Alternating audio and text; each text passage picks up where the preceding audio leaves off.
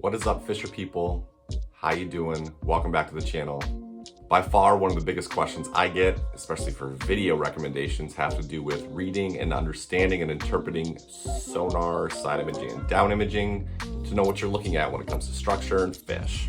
So that's exactly what we're going to talk about today, and I'm not going to waste too much time, with the exception of saying, if you want to be part of some of these videos in terms of recommending video concepts and voting on those video concepts, you could consider joining the Patreon group, in which case you would be able to do just that. And there's also a tier on there that allows you to get access to basically upgraded, more in-depth fishing reports for Lake Sakakawea specifically during the open water season, so give that some thought.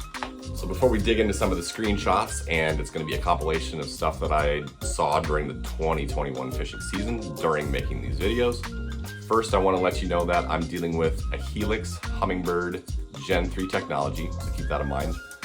And I also want to talk about some basic principles when it comes to these things so you can kind of understand what it is you're looking at and trying to interpret. So first of all, when you're dealing with sonar and down imaging, the deeper the water column is, the wider the beam or the cone angle is going to be, and the more stuff you're going to see. When you're dealing with sonar, sonar comes out in a cone. So it starts off like this and comes out wider in a cone shape, circular cone shape. And when you're dealing with down imaging, it's the same thing, but it's more of a triangle beam. So it's a thin beam that goes through the water as your boat's moving, or if your boat's sitting still, something has to come underneath that thin beam for you to see it. It has a lot more detail, but it doesn't see as much stuff because it doesn't have the circular diameter to it. It just has the thin beam. Also, when it comes to depth, the deeper the water is that you're looking at, the smaller the marks are going to become because they're further away from the cone. So if you're marking a fish in 15 feet of water and then you mark the same fish in 30, the mark's going to be a little smaller, so keep that in mind. And then also, along with thinking about the size of marks, it also has to do with the speed that your boat is traveling. So if you're sitting still, sometimes you'll see a mark that looks just like a big long line across the bottom of the screen, and that's because that fish just continues to sit in your cone angle and continues to show up on the readout, so it continues to display, because as that thing looks, your display is basically moving marks along the screen with what's called your chart speed. So the readout speed, that's another thing you can think about, is that has to do with the miles per hour that those marks move across your screen. So another tip is you typically want to match your chart speed to the speed that your boat is moving if you're looking for fish, to understand how big a mark actually is. So if you're scanning for fish at 5 miles an hour cruising with your boat, you want your chart speed at 5 to match that. And if you're sitting still, you don't necessarily have to turn your chart speed to 0 or 1. It just means that the marks are going to get longer, and you just need to understand that. And you'll see some of those pictures as we get further into this. Another thing to note in determining both the size of the fish and how close it is to the boat has to do with the color of the mark. So the size of the mark is the size of the mark, the size of the fish, depending on your chart speed. When the color fades in and out, in terms of like a harder return or a stronger return, for example, my color palette's kind of that red-green thing. So a green is a weak return and a red is a bright, strong return. That has to do with how close the fish is to being in your cone angle. So sometimes if a fish is just kind of skirting the edge of your cone angle, you might see a big mark, but it'll be mostly green and faded because it's not a very strong picture. But if that fish comes right underneath your boat, it'll brighten and turn into more of a red and a more well-defined mark. So the color has to do with how close it is to the boat. The size of the mark is the size of the fish, depending on the chart speed you have selected. So the sonar and down imaging kind of work the same in terms of seeing what's underneath the boat. Again, sonar is a cone, down imaging is a beam, a thin beam. Side imaging is more about what's out to the side, and it works kind of like down imaging, but it kind of reads like this. So like I've had some people try to describe it as like folding a piece of paper like this to understand what that readout actually means. So you're gonna see black for a while, and that's the water column, and then eventually it spreads out and reads the bottom out to the side. So it's kind of a weird concept to understand how it's seeing what it's seeing. And sometimes you will see fish in the water column, which is basically kind of like seeing them on down imaging. Sometimes you can see them in all the quadrants, and we'll get to that in some of these pictures too. But side imaging basically Its biggest benefit is looking for structure because it can scan out to the side quite a ways. If you want to use it to find fish to the side, typically you want to look at like no more than 100, maybe 80 feet either side or even less. So things get a little more defined. The further out you look, the less definition you have, the harder it is to tell what you're looking at. So if you're looking for fish, 100 foot or less, probably 80 to 60 foot. And you're either looking for structure, looking for rock reefs, rock piles, weed lines, that kind of stuff. Or if you're looking for fish, a lot of times especially in the spring when fish are shallow, this is when this tool is really effective. I'll cruise along certain shorelines, look for pods of fish, and when I see big pods of fish, then I'll stop, spot lock, and start casting at those fish. Okay, so now that we have the basic principles down, let's dive into some of the more interesting screenshots I saw and try to interpret what we think we see there.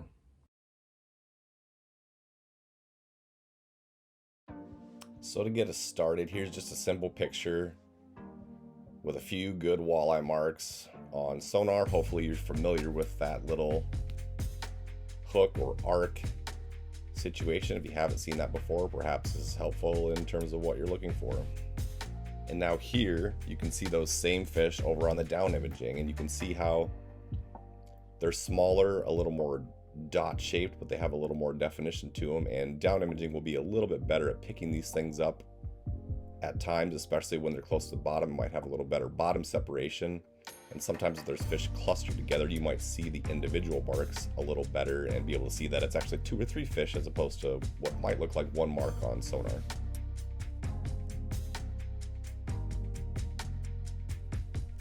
Now here's a picture of some side imaging scan where there's some fish intermixed within rocks. Now, side imaging fish are extremely easy to pick up on mud and sand, but one of the hardest things to interpret in anything when it comes to electronics is finding fish within rocks, and sometimes it's a bit of a guessing game. But the best thing you can really do is basically look more to the shadow than the fish itself, and sometimes you'll even just see the shadow of the fish show up and not the actual mark at times. And with some of the higher generation technologies, occasionally you can even see what looks like a tail shape, which makes it very obvious that it's a fish.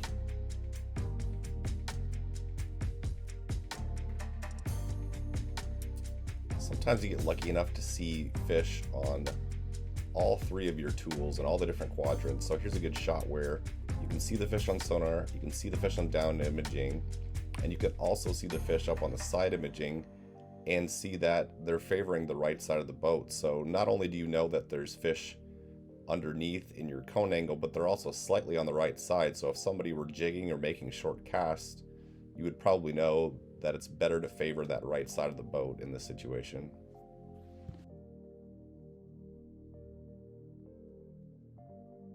One of the things I look for a lot when I'm walleye fishing is bait, to know where the fish are going to be hanging out looking for their next meal.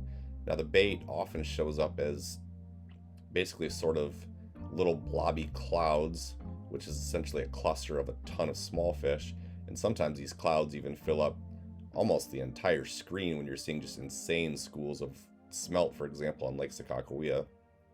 But the other kind of neat thing that you can see sometimes too on either side imaging or down imaging with that higher definition is kind of a better breakout of more of the individual fish. So instead of just seeing that blob, you can see how there are just a bunch of tiny little fish in and amongst that school. So it's good to know what these things look like when you're searching for bait to know whether or not you're in a good area that could hold walleyes.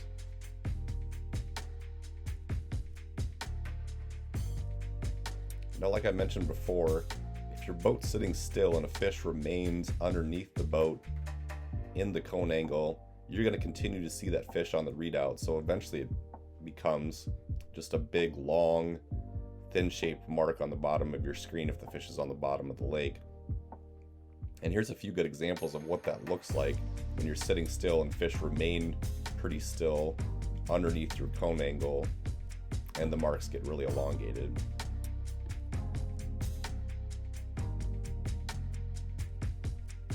Conversely, if you're looking for fish and marking them at speed, they're going to look like shorter, more normal representations of fish marks, kind of like you see in these pictures here.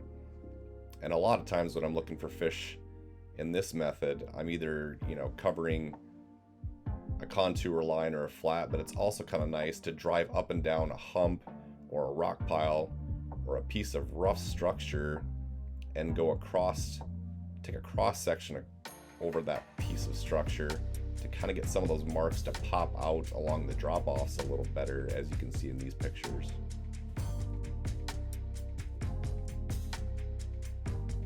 Trying to identify different species through sonar and down imaging is a little more of an advanced deal, but I wanted to throw in a few pictures here which I suspected were smallmouth bass sitting on some rock piles, just to kind of give you an idea of some of those shorter, stubbier looking marks as opposed to some of the walleye marks you've seen earlier. And I had a couple of good screenshots, so I decided to throw that in here. I suspect these are probably smallmouth bass. I caught some smallmouth bass on these spots, so that should give you a little bit of a feel for species identification perhaps.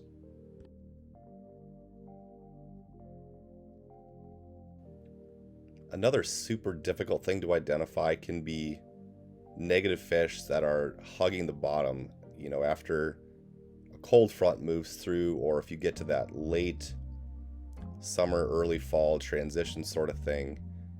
And oftentimes, like if, for example, if the fish is absolutely hugging the bottom, you're probably not going to mark it at all, but sometimes there will be just a hint of separation that you can see. Now, a rock is typically going to be a little bit of a hump, but it's going to be a very consistent, dense mark, whereas a fish should have a little bit of separation in the sense that there should be a little bit of a fade between the fish and the rest of the structure, where you see a little bit of that green fuzzy instead of the solid red. So again, sometimes in these situations you just have to kind of try some spots and cast some lines and see if there's fish there. But if you get good at identifying them in pictures like this, you might be able to know if there's fish there or not.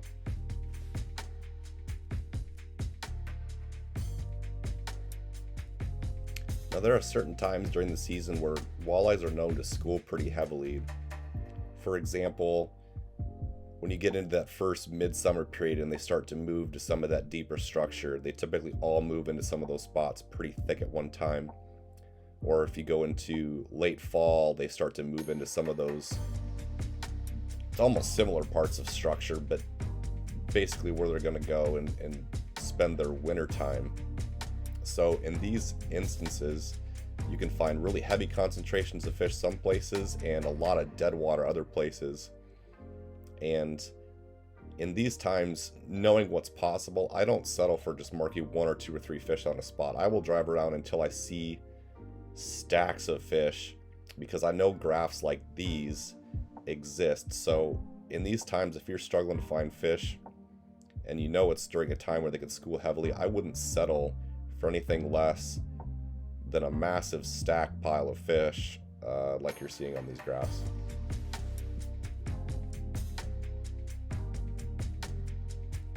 Another really cool scenario too is if you get the chance, which sometimes is tough on Lake Sakakawea as much as they move, but if you get the chance to see fish vertically and jig for them straight below the boat, oftentimes you can get them to interact kind of the same way you would when you're ice fishing. And you can see where you got a mark of a fish, and you can watch your bait jumping around down there, and you can see the fish sometimes coming up to the bait and back down, and occasionally making swoops and dives at the bait itself. So you might see this again like on a lot of YouTube channel videos where they're ice fishing, interacting with fish, but once in a while you can see this on your sonar, and this is kind of what it's going to look like when you're noticing a fish interacting with your bait and potentially get ready for a hook set. So hopefully that was a helpful look at how to interpret what you're seeing on your screen to help you find more fish, be more effective on the water. If you got any further questions, feel free to drop them in the comments. Or maybe send me a message out on the website. Think about booking a trip. If this was helpful for you, think about liking the video, subscribing to the channel, and we will do more of these things down the road for sure. See you later, fisher people.